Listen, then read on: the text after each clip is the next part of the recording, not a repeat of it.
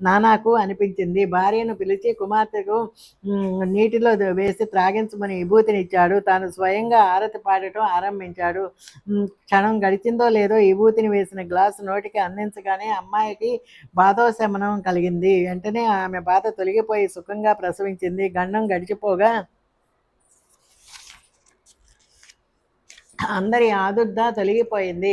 టాంగావాడు ఎక్కడికి వెళ్ళాడు? ఇక్కడ నాకు కనిపించడం లేదు. మీరు పంపిన ఆ టాంగా ఎక్కడా? అని రామగిరి నానాను అడిగాడు.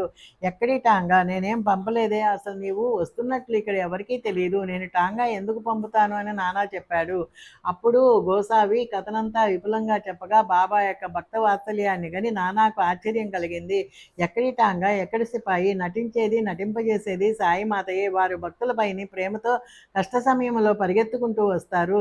ఇప్పుడు ముందుకు సాగి మునుపటి కథను చెప్పుకుందాం. కొంతకాలానికి బాబా నిర్యాణం చెందారు.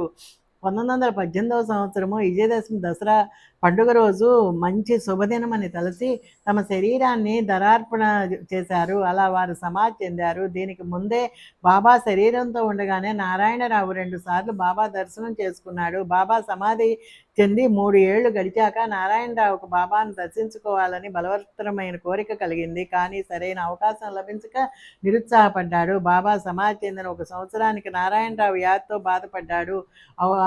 ఔషధోపచారాలన్నీ అయ్యాయి. కానీ చేసిన ప్రయత్నాలేమీ ఫలించలేదు. వ్యాధితో కృషిస్తూ ఉన్న అతడు అహర్నిశలు బాబా ధ్యానమే చేసేవాడు. గురుదేవులకు మరణమెక్కడిది? వారు నారాయణకు దర్శనమిచ్చారు. ఒక రాత్రి అతనికి స్వప్నం వచ్చింది. సాయిబాబా ఒక సొరంగం నుండి నారాయణరావు వద్దకు వచ్చి అతనికి ధైర్యాన్ని ఇచ్చారు. నీవు మనసులో ఏ చింత పెట్టుకోకు. రేపటి నుండి బాధ తగ్గిపోతుంది. 1 వారం గడిచేసరికి నీవు స్వయంగా